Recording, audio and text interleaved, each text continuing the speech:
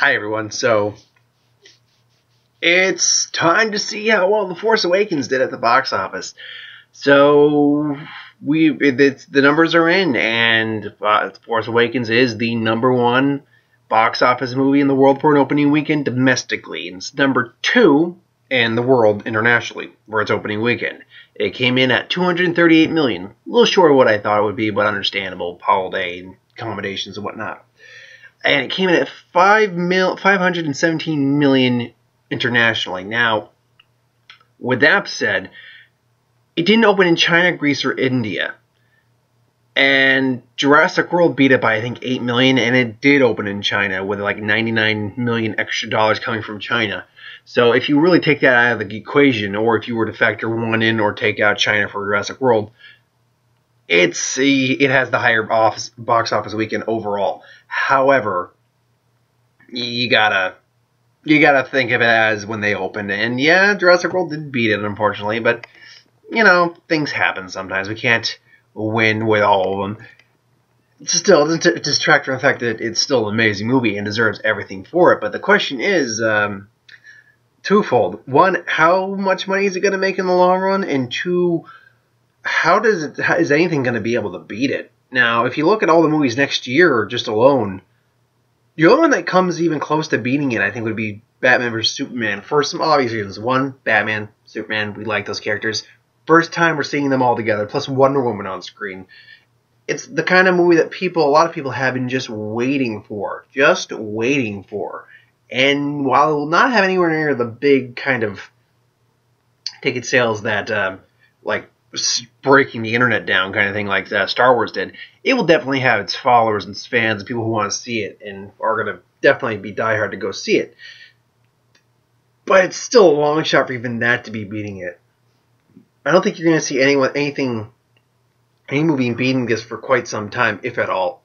At least in terms of its opening weekend. Now, if you're talking about the long term of its box office, it all depends on several things. One, I mean, how the repeated viewing, which this movie is very rewatchable, so it's got that factor going for it. How well it responds with people, which it seems to be responding well, and how well it does overseas, internationally, as well as domestically. Because again, still needs to open in Greece, India, and China. Which Greece and India, I believe, get it in this week, and then China gets it the 9th of January. Why the 9th? I don't know, but it's going to be one of those things that's just a huge increase.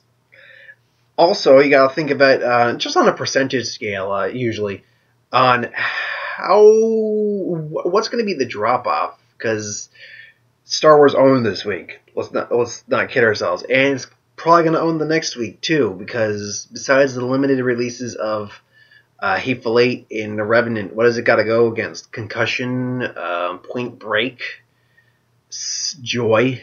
None of those are really big money contenders in terms of taking money away from Star Wars The Force Awakens. So I don't see anything above a 50% drop for Star Wars, which means that would make $119. And again, no more than.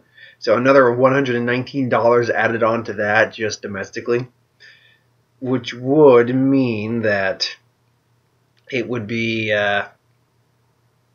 it would come in, I'm just doing the math real quick on that, 357 million at minimum from my prediction right there for the following week domestically, and however else it does overseas. So it's going to be a money-making giant, because I did the math at one point. They said that the movie was made on a budget of roughly maybe 200 million, but with 250 give or take, but a marketing budget of that equals a total amount of like 423 million.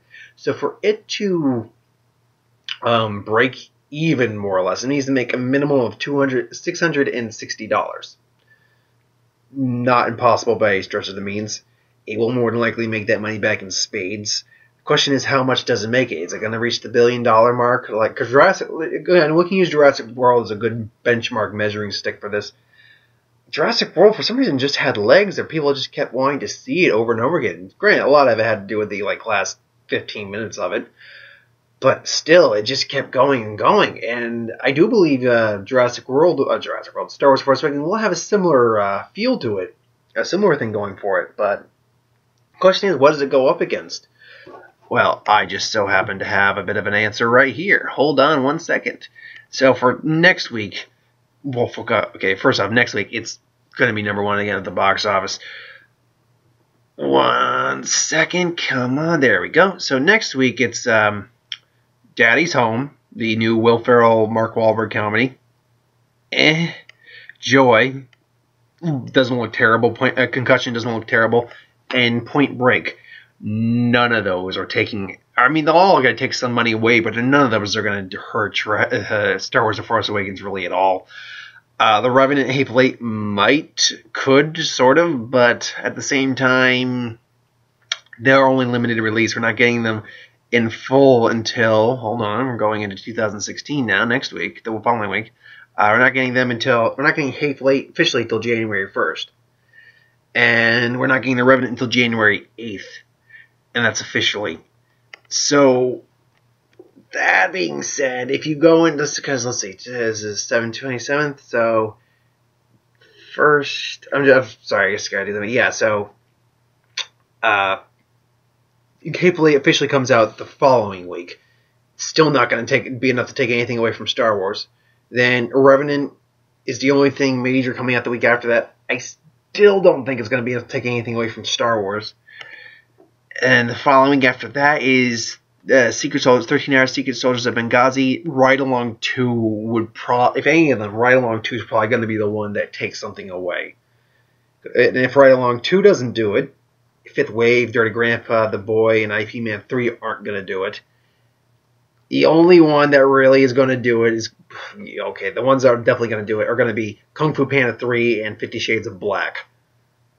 Oh, sorry, now I take that back. I thought that was 50 Shades Darker is the following one, not 50 Shades of Black.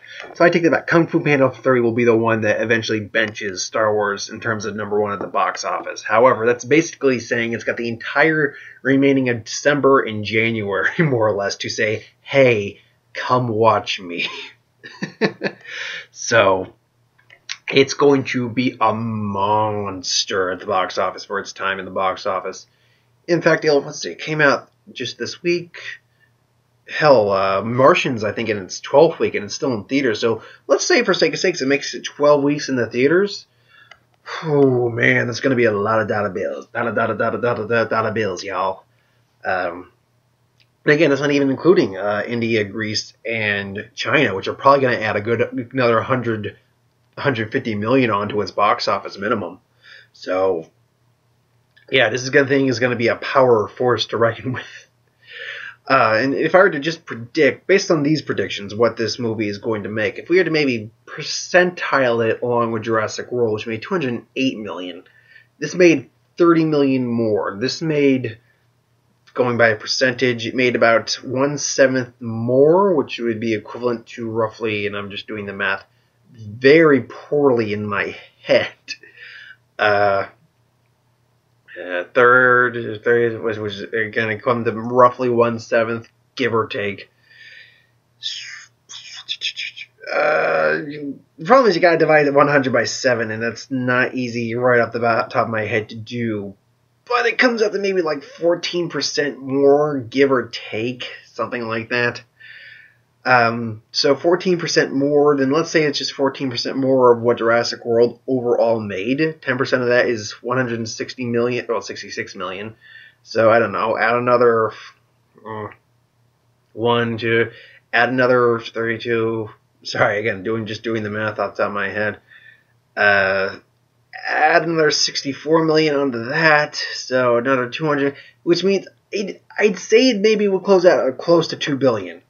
And that's just rough estimates right there. But who knows, the sky's the limit right now. It's first weekend, it did amazing. Congrats for it. We all love it. We're all glad it did well. So we can't wait to see what episode 8 brings us, as well as all the anthology Star Wars story movies. They're anthology. I'm calling them anthology movies. Screw anyone who disagrees with me. So, yeah, that's my thoughts on that. So thanks for watching. Hope you enjoyed. Like, comment, share, subscribe, and I'll see you next time.